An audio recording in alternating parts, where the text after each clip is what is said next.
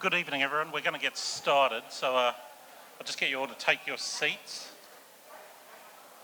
I do have some formalities that I need to do to begin with, but I thought because we're all going to be teachers, I should start off with an anecdote about teaching. And I'm going to tell you a story from when I was a very young teacher, and we were doing kind of pastoral care in high school. And I taught in a boys' school, and I was doing it with Year 9. And we were making stress balls. And to make a stress ball, you get a balloon and you tip rice into the balloon, and then the students can squeeze it and feel much more relaxed. But it turned out on this particular day we ran out of rice. I don't know how, but we ran out of rice, and so we had to come up with something else to put in the stress balls. And the head of science said, "It's okay. We've got all of this corn flour that we can put in the stress balls." I thought, oh yeah, that'll work, it'll squish it, they can squeeze it, they'll feel relaxed. Mission accomplished, I'm adapting, that's what teachers do. And I had to go out and teach another class, and then I came back in to the room, the classroom where all these students were supposedly making these stress balls. And I opened the classroom door, and it was like I'd walked into a snowstorm. Because if you get 100 Year 9 boys who make stress balls with flour, they're going to throw it everywhere across it was an absolute nightmare. But it was a funny story, and I thought it'd be a nice way to start off our session. Welcome. I'm going to introduce myself in just a moment, but before we do that, what I would like to do is an acknowledgement of country, because I think that's important. So I'd like to acknowledge the Gadigal people of the Eora Nation, upon whose ancestral lands we are meeting, and I'd like to pay my respects to elders past and present. There we go. And also any people from First Nations who are here today. I'd like to acknowledge and respect them as the traditional custodians and creators of knowledge for this land. And at UTS and in the teaching degrees, we have a strong focus, as you will all have as teachers, in the Aboriginal and Torres Strait Islander cross-curriculum priorities. So who am I? Well, my name's Keith Heggett, and I am the coordinator for the Master of Teaching Secondary, and I'm joined by a panel of esteemed guests that I'll introduce you to in just a moment. But just before I do, just some ground rules about how we're going to do this. Obviously this is a busy space, so please, if you've got questions, and there will be time for questions throughout the session, please use the microphones and just raise your hand and someone will come and give you a microphone and you speak into the microphone. There's your first teacher tip, okay? Use your microphone, because people who have hearing accessibility needs really appreciate having a microphone available. For those of us joining online, and we've got lots of people who are joining us online, please turn your cameras off and mute your microphones, just so that everyone's experience is maximised. And if you've got questions, type them into the Q&A bar at the bottom of the screen, and we'll pick those up as we go through the session as well. All right, we're going to get straight into it, because I'm a university academic now, and I could quite happily talk to you for an hour, but that's not the idea of the session. Instead, what we want to do is focus on some key things to tell you what makes the UTS Teacher Education experience special. So we're going to have some industry experts who are going to give us some insights and information about career opportunities. You're going to be inspired by some of our incredible alumni. You're going to discover some of those exciting opportunities that you're going to be going to get to experience when you're in this course. And you're going to learn about the program options and the flexibility, what's involved. Come on in, welcome, welcome. If this was my classroom, I'd make you sit right here at the front, but I won't. And of course, you'll get a chance to ask any questions about the course that you might like to. So let me tell you a little bit about who our guests are. Sitting directly to my left is Dr. Kimberly Pressick-Kilbourne. Dr. Pressick-Kilbourne is an experienced educator who has taught from preschool to Year 12 in independent schools and in teacher education programs, including here at UTS. So it's nice to see you. Welcome back, Kimberly. She's been recognised for her teaching excellence with over 25 years of experience providing professional development for teachers within Australia and internationally. including teachers in Bhutan and Nepal quite recently.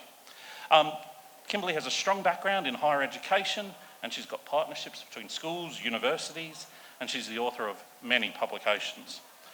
Kimberly is proficient in teaching, curriculum development, educational leadership, pedagogy, and research. She is currently got the role of research lead at Trinity Grammar School. Armed with a Doctor of Philosophy in Education from the University of Sydney, Kimberly brings extensive expertise to her work. Please welcome Kimberly. Sitting directly next to Kimberly is Madeline Muscat, who's the head teacher for chemistry at Mount St Joseph School in Milperra. Madeline graduated from UTS in 2020, and in 2022, her students and she achieved remarkable success by securing first place in the state and second place nationally in the national titration competition. If you're a bit hazy on what titration is, that's when you fiddle with the burette to make sure that it all evens out and you get the right pH level. Yeah, get the right colour. And it's quite competitive, isn't it? It is a drop by drop. Wow. I'm impressed. Yes, so I wanted to mention that. And next to Madeline is Dr. Rick Flowers. Rick is the Accreditation Director for the Master of Teaching in Primary Education and also the Head of Adult Education and Postgraduate Programs in the Faculty of Arts and Social Sciences here at UTS. Rick has extensive, maybe not expensive, that would be different, but extensive experience in education and social change, including literacy and numeracy teaching, applied linguistics, TESOL and Indigenous studies. He's previously served as a research fellow for the ARC, investigating Aboriginal adult educator training needs. He's coordinated a rurally based community development training program and engaged in community work in Western Sydney. I don't think I said please welcome Madeline, so please welcome Madeline and Rick. And I am the Acting Director for the Centre for Research on Education and Digital Society, known as CREDS, and I am branded tonight by Apple. It's just the shirt I put on this morning, I promise. I'm an Apple Distinguished Educator, a Google Certified Innovator, and I spent a long time as a high school teacher and leader in public schools, Catholic schools, independent schools, in Australia and overseas. And as I said before, I'm the coordinator for the Master of Teaching in Secondary Education here at UTS. So that'll give you a bit of an idea of who's on the panel. And I'm going to stop talking with our introductions complete, and I'm going to hand over to Dr. Kimberly Pressett-Kilbourne, and we look forward to hearing her overview of the kinds of things that a teacher needs to be inspiring.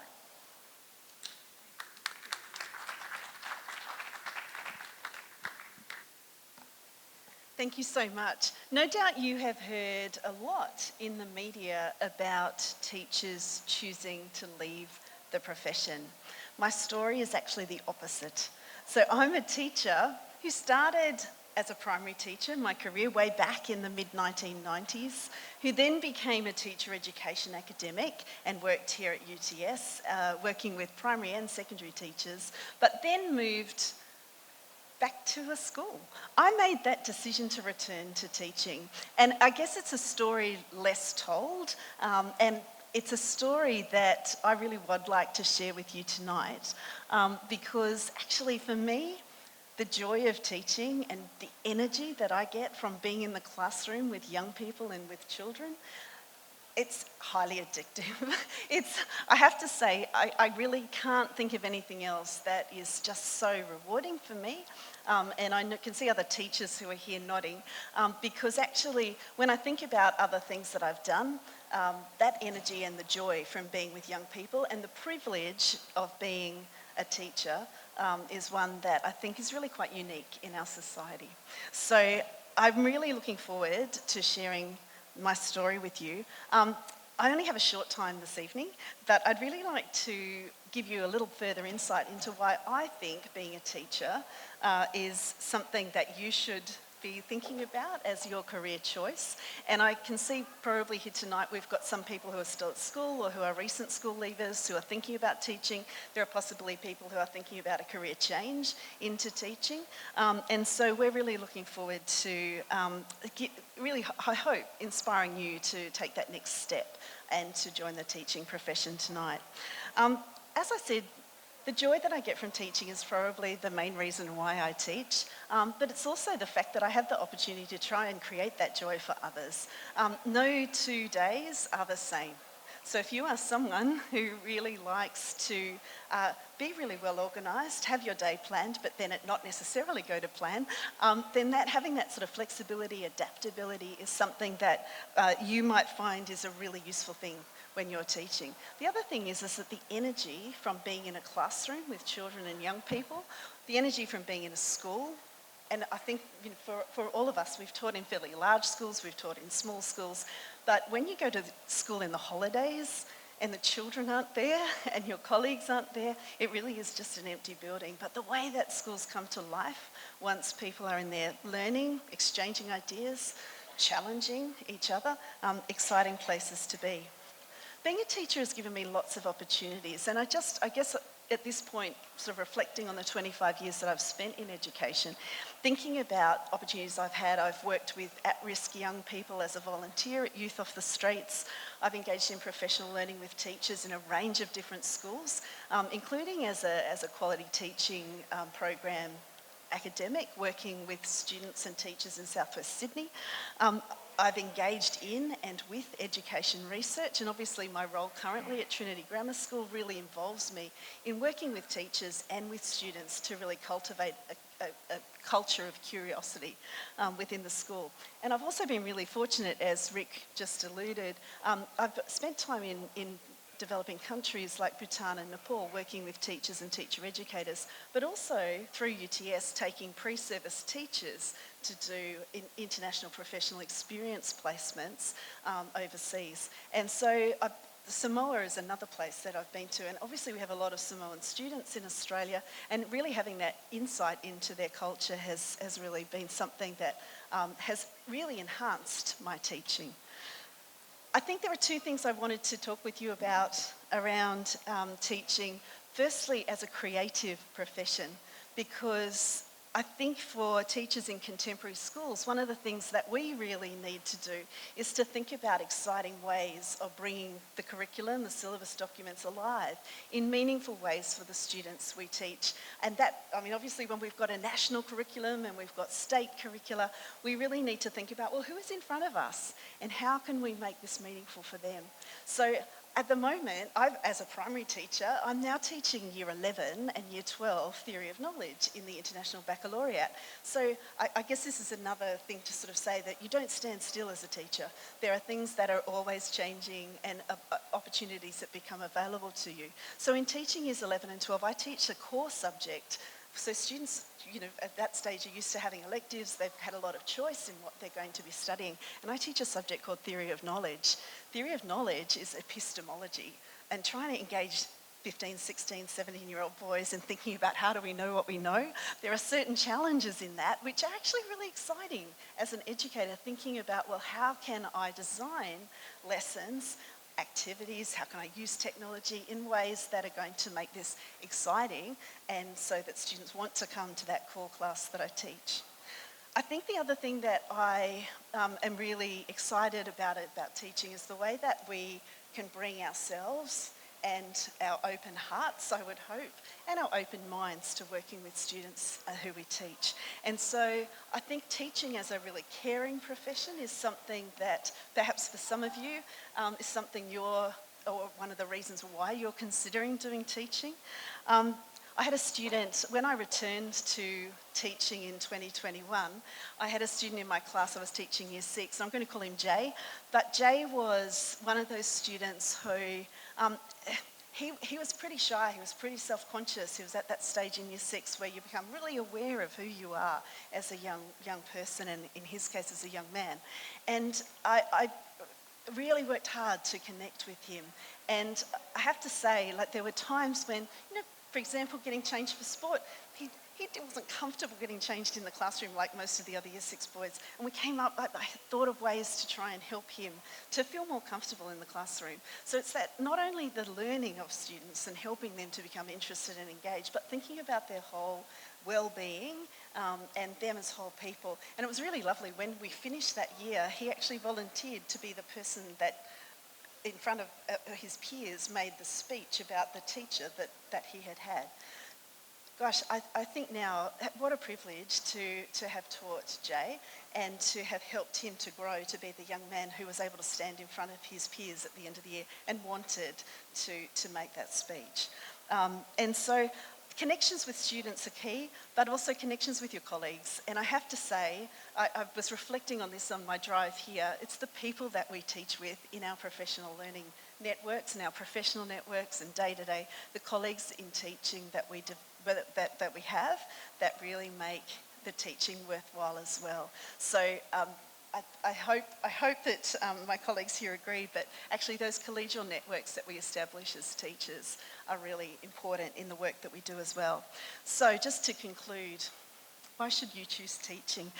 For me, I think it's a career that allows me to bring my own curiosity about learning, my own curiosity about other people into my work, and also that importance of nurturing the curiosity and the interest of others in learning.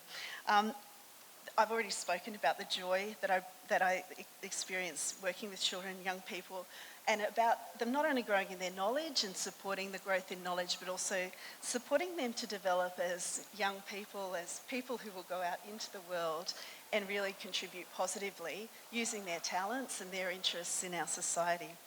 So I'm really excited that you're here tonight. I'm really excited for the people that have joined us online who are thinking about teaching, because in my opinion it's a great choice if you want to share your own love of learning with others and to really make a positive contribution. Thanks, Keith. Thank you. Oh, you're dangerous, Kimberly. I'm here going, oh, I want to go back to the classroom now. It's the light bulb moments for me. You know, those moments when you can see the lights go on and they're like, I can do that now. You know, and the pride. And you did that, you know. Yeah, that's wonderful. Anyway, sorry, we could reminisce. Whenever you go to a party and there's teachers, they always find each other and end up talking about teaching. It's just one of those things, right? Anyway, so thank you, Kimberly. Now what I'd like to do is transition to hearing from Rick Flowers. And Rick is going to talk to us about the brand new Master of Teaching primary degree. So please make Rick welcome.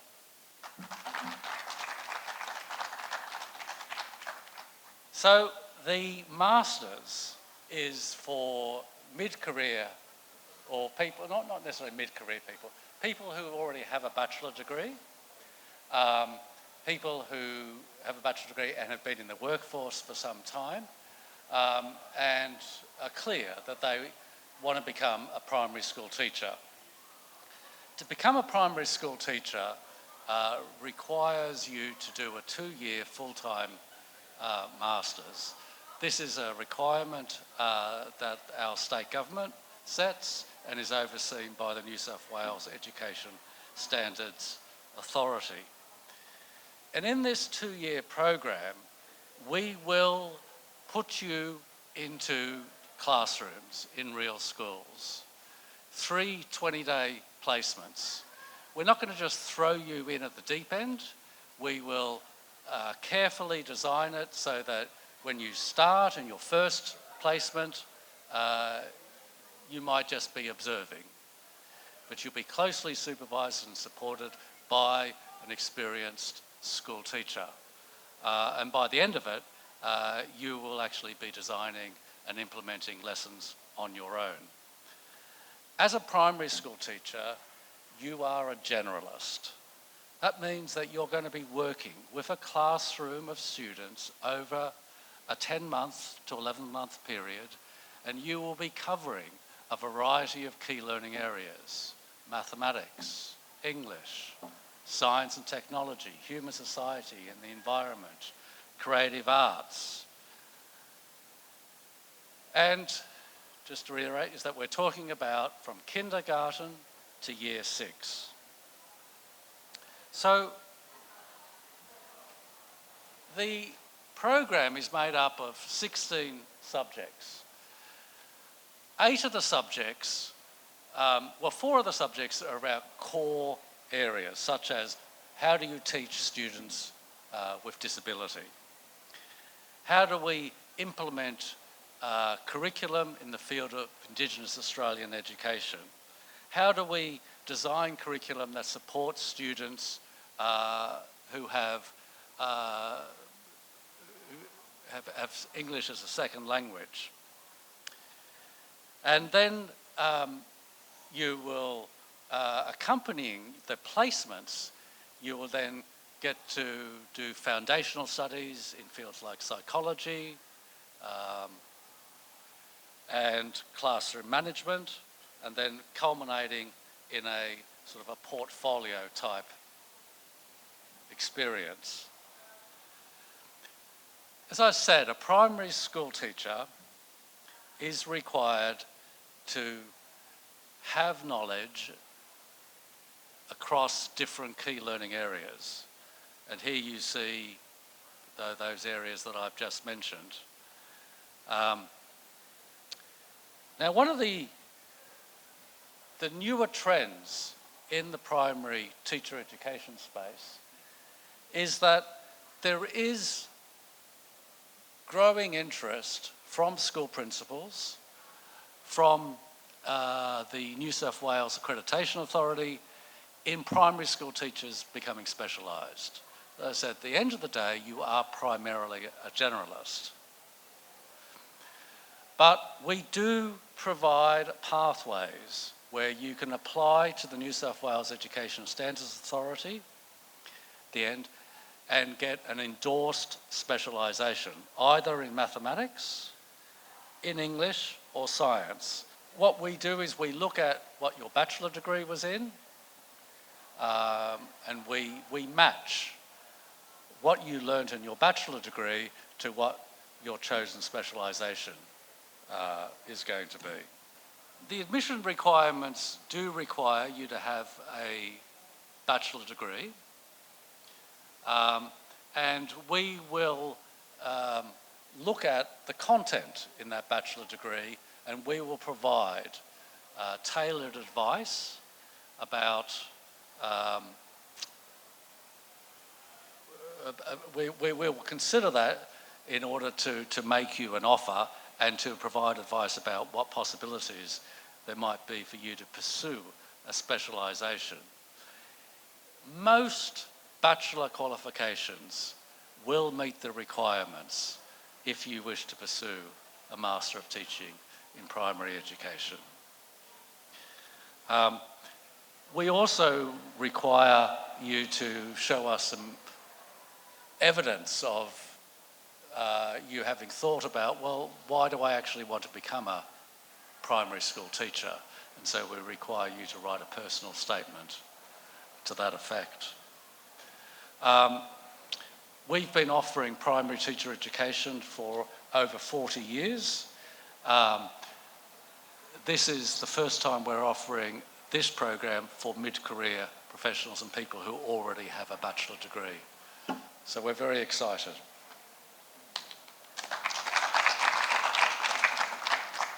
Thank you very much. I did most of my teaching in secondary schools, but I did go down into primary schools. And I remember in my first day thinking it was incredibly easy to be a primary school teacher, because I had all the students sitting very nicely on the rug, and I had the big book, and I was sitting on the stool. And I thought, you know, it's reading time. How easy is this? Nothing to it. Primary school teachers. Pfft.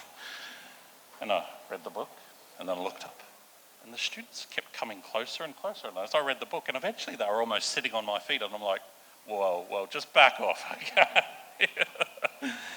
All right, so what I'm going to do is talk to you a little bit about the Master of Teaching secondary, which is slightly different. So if you're tossing up whether you want to be a primary school teacher or a secondary school teacher, it's important you understand the differences, because there are differences in structure, in admission requirements, and all of those kinds of things involved. The first thing I do want to mention is that there are Commonwealth supported places available for some students in the Master of Teaching in secondary education. If you're not sure what those are government subsidies that make the cost of the course significantly cheaper, and it's an important consideration to make.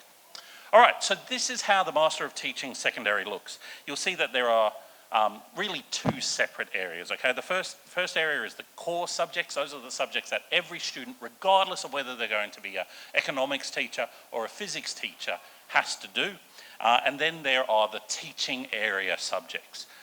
So you have to come here with a bachelor's degree with enough subjects to qualify to teach that subject. So for example, if you're going to be a physics teacher, we expect you to have a good understanding of physics at an undergraduate level, and I'll tell you exactly what that entails in just a moment.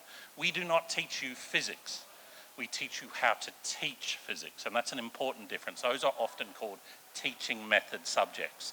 And as you see at UTS, you can have a choice depending on what your undergraduate qualifications are like in whether you have a single teaching method, so you're just an English teacher, not just an English teacher, you are an English teacher, or you are a maths teacher, or you might have a combined teaching area. So you might be an English and an EALD, English as an additional language or dialect teacher, or you might be a physics teacher and a chemistry teacher, or you might be a maths teacher. Anyway, you get the idea, okay? You can have more than one specialisation. Everybody does the subjects on the left, and you can see there are some similarities with the Master of Teaching Primary. There's a subject that's all about the complexity and diversity of teaching young people. There's a subject about inclusive education and the legal and ethical requirements involved in that. There's a subject about Indigenous Australian education and what that means for all of us, and not just for Indigenous students, but for people in classrooms with Indigenous students and even people in classrooms without Indigenous students. There are subjects called professional learning, which is what you as a school teacher are required to undertake, and that includes, in some cases, a professional experience. There's a subject about understanding and engaging adolescent learners. The adolescent brain is a very interesting thing, and the more, I don't think we ever really understand it, but the more we understand what's going on, the better we can teach them and prepare them. There's a subject about literacy and numeracy, because we are all literacy and numeracy teachers. They are in there as the cross-curriculum priorities, so we've got to make sure that we all know that. And then there's a subject about teaching and learning with digital technologies. And then within your single or your combined teaching areas, there are the method subjects, and you usually do 3 of those for a single major, and 2 for a kind of a minor, a second specialisation. And then there are professional experience subjects. These used to be called prac subjects or practicum. We now call them professional experience subjects, and that's when you go out into schools and you start learning what the craft of teaching is all about. And they're quite long. We do it as early as possible, okay? So you will be out in a school within the first 7 or 8 months of the course. And you'll do it again, you'll do 2 of those over the course of the whole degree.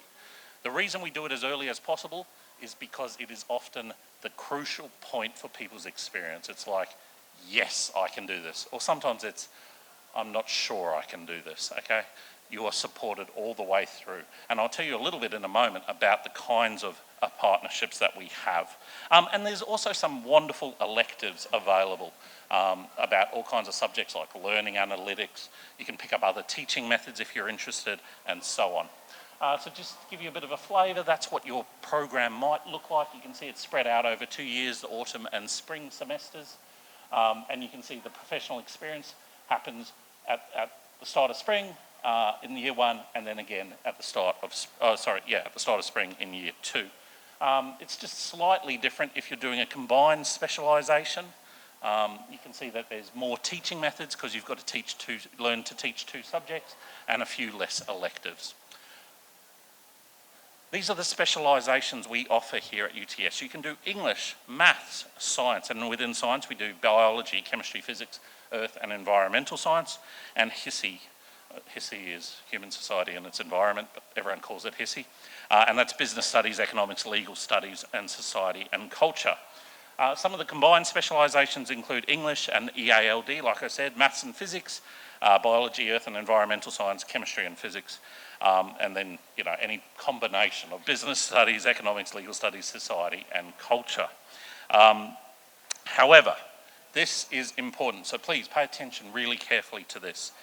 to be admitted into the Master of Teaching, and this is the big difference between the secondary program and the primary program, you need to meet the subject content knowledge requirements. Those are called the SCKs. Basically, you have to have undertaken the equivalent of 3/4 of a year of those kinds of subjects within your undergraduate degree at a range of levels. So normally it's 6 subjects. So if you're thinking about your undergraduate degree and you say, all right, I did mostly a Bachelor of Science, but I did some maths as well, you would need 6 science subjects, no more than 2 at first year level, and no less than 2 at third year level in order to qualify for a major in science, and you would need 4, usually it's about 4, for a minor in mathematics. Now, you're probably thinking, how am I going to remember this, Keith? Come on. We are happy to give you advice and have a look at your transcripts and say, you are eligible for this, you are not eligible for that. And that's something that's best done on a one-to-one basis, simply because every university has got different names for the different subjects, and we need to look at the levels and count them all up and do it all right. So best to reach out for us if you've got any questions, and we're more than happy to take those kinds of questions. Just one minor point on that. Not all teaching areas can be undertaken as a minor, and not all teaching areas can be undertaken as a major either, okay? All right, so what have you got to do to get into the course? Well, you've got to have completed a recognised bachelor's degree or an equivalent qualification, and it has to have the relevant subject content knowledge requirements. And you also, just like in the Master of Teaching Primary, you submit a personal statement. I read all the personal statements. I think that's one of the best parts of my job. Seeing the breadth and the diversity of the people who are going to apply to become teachers, I thoroughly enjoy it. And then I get out my red pen and I might. No, I don't do that. Yeah, but we ask you to do that, and in fact that's fairly standard for entry into any teaching program. And there are some English proficiency requirements for international students, if that's relevant. This is the kind of thing that you put in your personal statement. You can see that it's just there's 4 questions, and I think we encourage you to write about 250 words on the question. Don't try to do it on ChatGPT. It doesn't ever do it right, trust me on that one. I've found them out.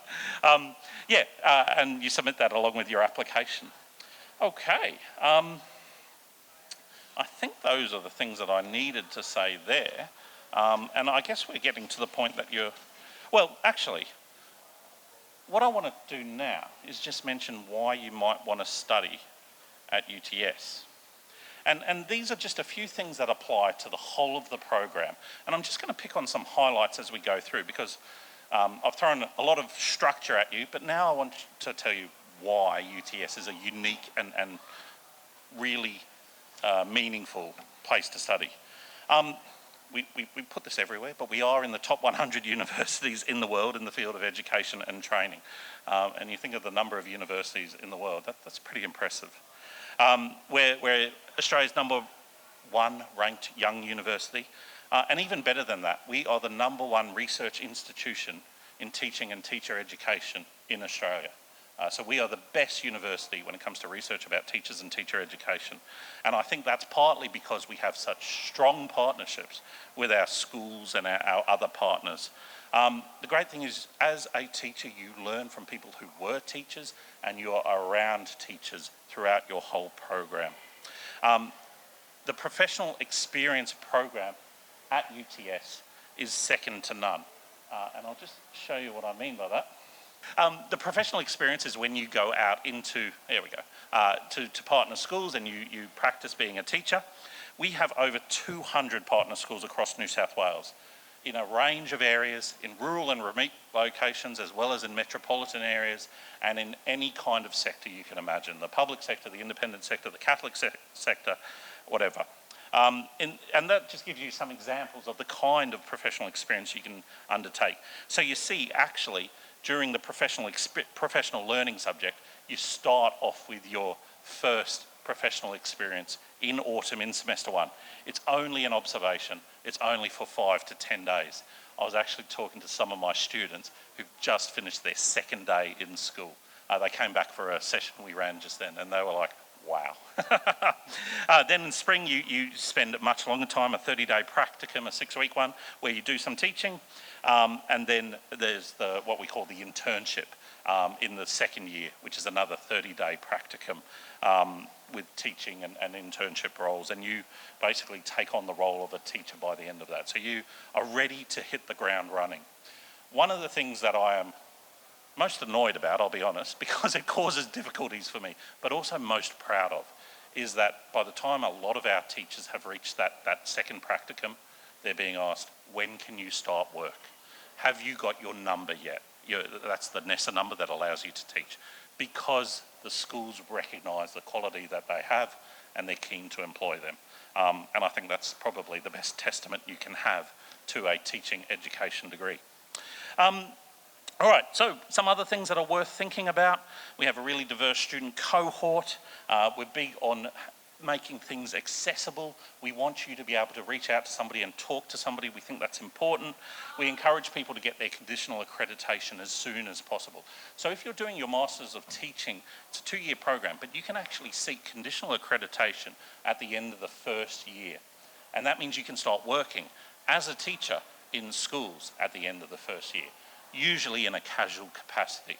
But that often goes a long way to easing people's concerns about this degree. Let's talk about the important stuff, right? Let's talk about money. I used to work for a teaching union, and negotiating enterprise agreements was my life. So I get quite excited about pay scales, but I'll try to keep it down. Teachers get paid pretty well. Okay, as a graduate, you can expect to earn up to $80,000. That goes up really quickly once you move from provisional or conditional accreditation to proficient accreditation. Should you pursue further accreditation, it goes up even quicker. And the current top of the scale is about $120,000. You could expect to reach that within 8 or 9 years if you meet all the targets along the way. That's not bad, right? That's not taking into account any leadership bonuses that you might get, which would add even more on top of that. So I think teaching is quite competitive. And I don't need to say it because we are hearing it everywhere. But if you're a teacher, especially if you're a teacher in the specialisations that we offer here at UTS, people want to employ you. Teachers, especially science, mathematics, and increasingly English teachers, are very much in demand across Sydney and across New South Wales. And there you go, yes, one of the most in-demand professions in 2025. Okay, just a couple more really important dates for you. Please, please, please take special attention of those dates. If you are interested in getting one of those Commonwealth supported places, you need to apply by Sunday, the 26th of May. And then second round offers are made on the 30th of June. International students, it's a little bit different for you. You need to apply earlier because it takes a bit longer to process your application. So you need to apply by the 30th of April if you're outside Australia, or the 31st of May if you're inside Australia. If you're going to start this year, classes commence in August. We hit the ground running and we do not muck around, okay? Like I said, you will be in schools very shortly after that. We do offer recognition of prior learning on a case-by-case basis. So if you've already undertaken some teaching studies, we're happy to have a look and work out where that might equate to. But that happens after you've been applied and accepted. And the fees are up there, and you can see the significant savings for the Commonwealth-supported places. Yeah. All right. Whew. Everyone take a breath. I now get to introduce the highlight of the evening, which is where you get to hear from one of our alumni. So please put your hands together for Madeline.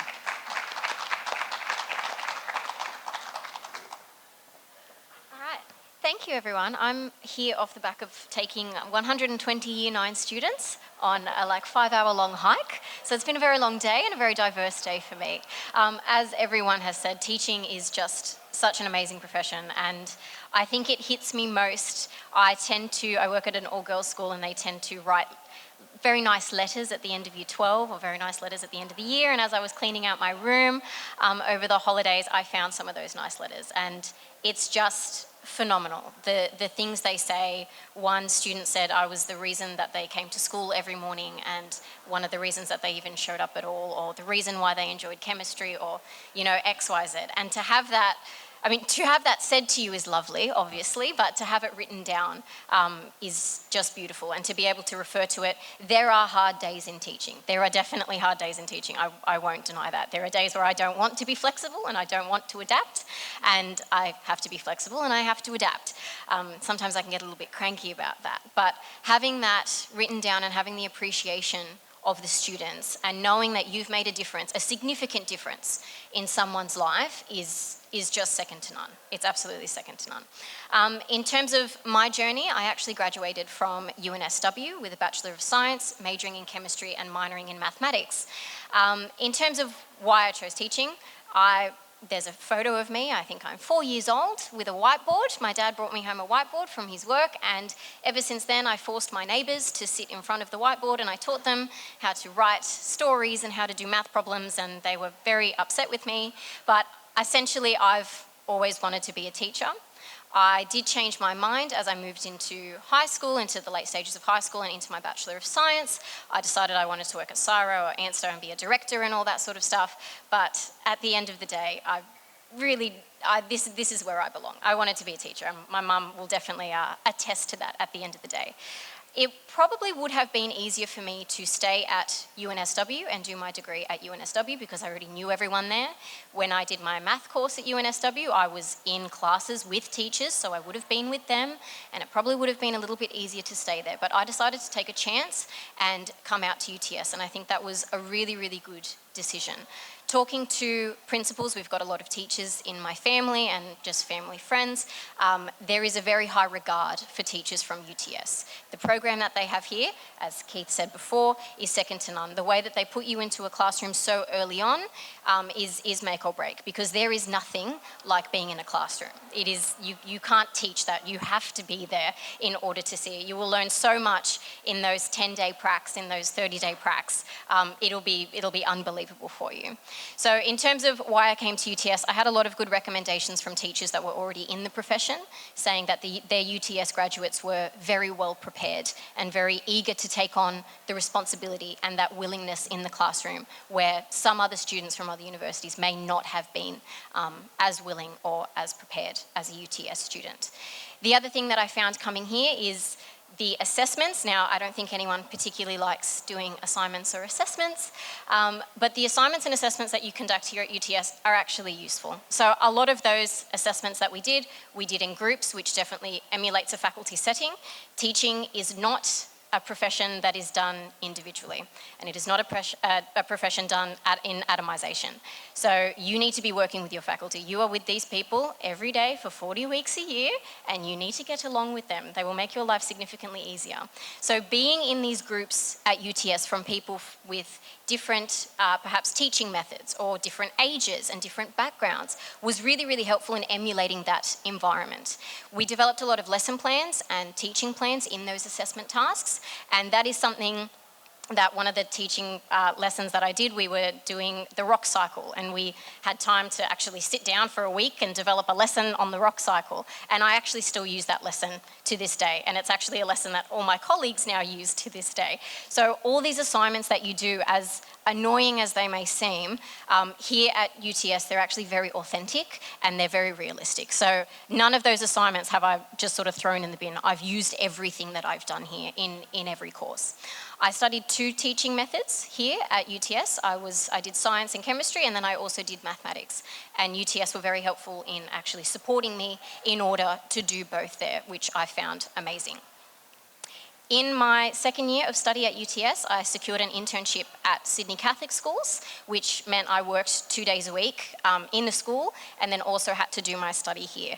I was very worried that that was going to be difficult and that I wouldn't be able to attend classes and it would just be a mess. But UTS was very supportive in allowing me, in my second placement, to actually conduct it at my internship school and allow me that flexibility of actually being able to do my internship, but also being able to finish my graduate course.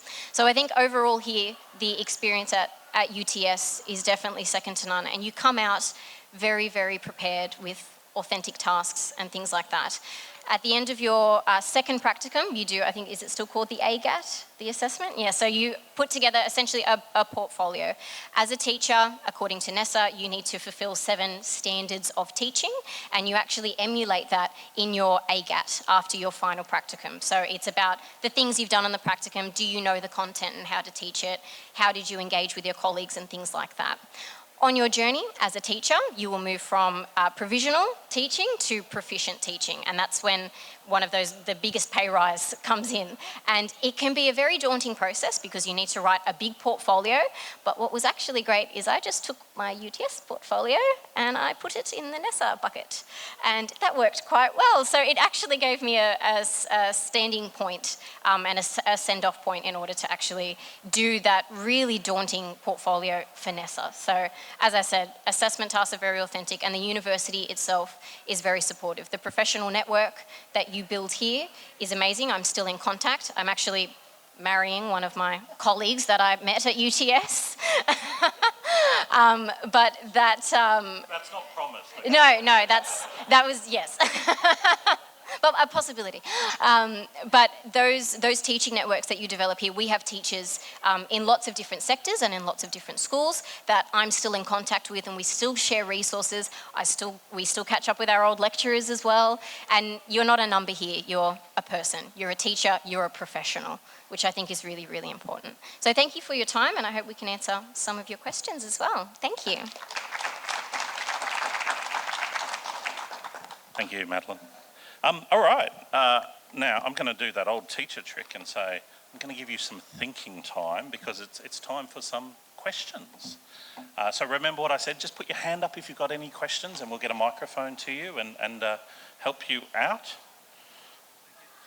You're too quick, it's still thinking time. What I'm really doing is just trying to get organised. A few more minutes? All right, or? no, go for it. And please direct your question to whoever you think is best suited to answer it. Yeah.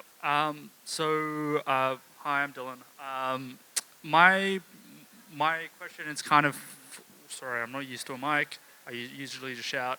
My biggest question, and probably the biggest thing that for me is a little bit intimidating, kind of stepping into the classroom these days, is for me, when I was sort of in high school, it was very much practical. It was pen and paper, that kind of stuff. And obviously, as time was going on, you know, technology is being integrated more and more into the classroom. Just how are you guys, maybe sort of directed towards you, how are you guys finding sort of that ability to adapt with technology being integrated into the classroom over time? Like, do they even still use pen and paper? Like, I just have no idea to sort of gauge where the classroom is at these days. So I graduated in 2015 from high school, and I thought when I entered back into the teaching profession, it would be exactly the same as when I left it as a student. And as you said, it is actually very, very different. And I was very shocked because there's no physical textbooks anymore. They don't have to carry around their Math New Century textbook or anything like that. How much the kids use laptops is up to you. But I know that part of the pedagogy here at UTS is to use a blended model because you do need to use their laptops. There are phenomenal simulations that you can use, and the laptops and technology are helpful, but you need to be doing that in a way that is supporting their learning and not them playing Tetris or talking on Google Chats, which we get a lot of. A hint, if you go out into the classroom, if their fingers are on the arrows, they're not doing what you asked, they're playing Tetris. So just a tip if you need that and you go out into the classroom. But there is definitely still pen and paper. I actually think there's now, post-COVID, a move back towards writing because we've noticed that literacy and numeracy across all schools and NAPLAN and all that has actually really dropped post-COVID. So there is that move back to handwriting and that move back towards pen and paper and solidifying that knowledge. But students will have their laptops, and that can be a challenge, particularly if you were at school and you didn't have laptops and now all of a sudden you're monitoring laptop use as you're going around. But there was a course here at UTS that we did about using technology meaningfully and not just using it for the sake of like, everyone open up your laptops and we'll just do, you know, a YouTube video or type up a doc. So it is definitely different. But as a teacher, you decide how much you want to use laptops. So we have a policy at my school where you don't open your laptop until the teacher asks. So they don't sit down and open their laptops. But we had to implement even a digital detox day because we found that reliance was becoming a little bit too heavy. So it will ebb and flow, but I definitely think these days we're sort of pushing back towards pen and paper a little bit. Does that answer your question? Yeah. Okay.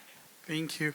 Just from a career transition perspective, if you're a full-time working professional and you're trying to do your Masters of Teaching with that, what does that probably look like? That's a really good question. So, Madeline, do you want to answer that one?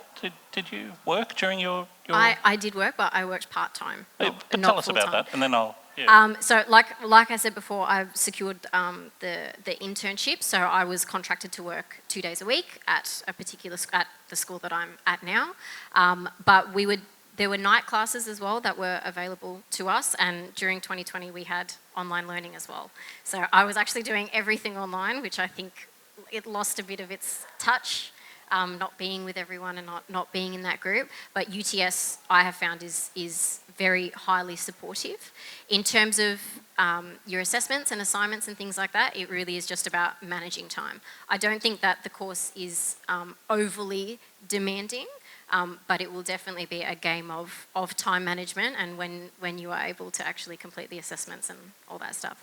I think the question is more, I get it, like I actually studied at UTS 16 years ago and I did my master's at UTS and I got a job, and 16 years from then now I've just walked into the building again, so it's kind of coming back to the past. So it's more about when the internships happen, when you have to do the school visits, the number of hours, the number of days, and the course requirements in that sense, how a working full-time professional is expected to, I mean, we take a day off or we take a month off? Just some questions around that. Thank you. You would need to take a month off work to be able to do the 30. And I think that's something that the government more widely is now looking at. So some of you might be aware that the government is now looking at where there are compulsory internships as part of degrees, as actually having payment for people who are having to do those internships as part of their degree. So that could change in the near future. I'm not sure how near future, so if you're looking at next semester it won't be. But I mean in future there is that possibility, because obviously you are going to be you will have to have funds set aside to be able to do those professional experience placements. So that's something to be really realistic about. Madeline's school obviously has the internship program. Actually, if you have a look, quite a lot of schools now, especially in the independent sector, but there are also opportunities in the public system and the Catholic system to engage in an internship. That is and when I say internship, it's separate from your professional experience placement. That is your internship. So I know for our school, for example, we have first, second, third and fourth year opportunities. So in your very first year, you can be a teacher's aide or a teaching assistant, and you're getting paid at a teaching assistant rate. I actually think it's invaluable. Madeline is obviously an outstanding teacher who went on to get a job as a result of that internship at the school she was at. That's not uncommon. So just in terms of looking for those opportunities, and UTS will often advertise those opportunities to you so that you're aware of what's available. But if you've got a particular school that you're thinking, oh gosh, I'd love to work at that school, have a look on their website, see if they do have a teaching internship program, and so that will then give you an idea of what you might be able to do. It fits in really well with your studies that way, and the school will accommodate you when you do have that long unpaid internship as part of your degree. Did you want to add anything to that, Rick, or no? After a year, basically all our pre-service teachers, all the students, find that they're transitioning out of the previous work that they were doing because they're being made offers to get paid teaching work. And just to give you a really good example, and we didn't set this up, I promise, but up the back there's Anthony Caligiros. Anthony, please stand up. Anthony is a Master of Teaching student studying English and EALD, or just, no, English and Society and Culture? Just English, okay, the single specialisation. And he is now working 3 days a week or 4 days a week? 4 days a week, and he's still completing his studies. So just an example of exactly what Rick's saying, the transition into teaching. And it's going well? Sorry to single you out. Any other questions? I'm just conscious of the time. So what I might do, if there's no more questions, I'm just going to ask our panellists for one final tip for people thinking about studying teaching. What would you say to them? Let's go with you, Kimberly. My daughter has just, obviously the UTS primary degree wasn't up, but she's actually just started studying at another university, doing a primary education degree. She had a lot of teachers, other people try and sort of dissuade her, which I actually find really sad. I actually think we are part of a wonderful profession, and I'm so proud that she has decided to go into teaching. She had thought long and hard about it, but at the end of the day, being able to connect with young people through learning and growth, it really is a unique opportunity to really have an impact in someone else's life and to make a difference. Wonderful. Madeline? I would have to say a similar thing to you as well, that the impact that you make as a teacher is just phenomenal. And as I said before, there are days where you will struggle, there may be weeks that you struggle, but I think reaching out, and even if it's reaching out while you're studying here to your lecturers at UTS, they've always been incredibly supportive. When times get rough, or reaching out to your colleagues or reaching out to someone. Like I said before, it's not a job that you can do in isolation. You need to have someone else that you can lean on. I know my poor mother has heard me talk and talk and talk about those particular students that like to, irk you. But yeah, this is a social job, and it is different every day, and it is amazing every day too. One of the big decisions to make if you're aspiring to be a teacher is what age, which age for the children? Do you want to work with 5 to 7 year olds, 9 to 10 year olds, 12 to 15 year olds, and so on? Now I say that's to initially start, but we know that our graduates, they may have done a primary teaching degree, but some move on and become secondary school teachers. We know likewise there's movement back from those who are secondary school teachers to teach in primary school. There is that flexibility. Can I just get a sort of a hands up? How many would be interested in possibly doing primary teaching? And hands up for secondary. Yeah. Interesting. Thanks, Rick. Okay, so just up there, please put your hands together to thank our panellists one last time. Up there is a QR code if you'd like to book a one-to-one consultation, maybe about the subject content knowledge requirements and those kinds of things. Please make use of that. That brings us to the end of this session. I'd like to extend our gratitude to our guest speakers for sharing their insights and talking about the degrees that we offer here, but especially to you guys for coming and participating both in person and online. We appreciate that as well, and we hope to welcome you to UTS soon. For those interested in applying, which I'm sure is all of you, applications are now open for the August intake, and you can submit your application via the UTS student portal, and Commonwealth supported places are available. Make sure you stay around, talk to people. We'll all hang around and answer some questions. It's a good opportunity to network. And I'm just going to leave you with a thought. Now, I don't know how true this is, but somebody once told me that teachers are treated with immense respect in Korea. So much so that they are considered, they are often called world builders, because they build the world of the future by looking after the young people. And I think it's just a wonderful way to think about the work that we all do and you might be interested in doing. You go out and you build worlds of the future. So thank you all for coming. Enjoy the rest of the evening.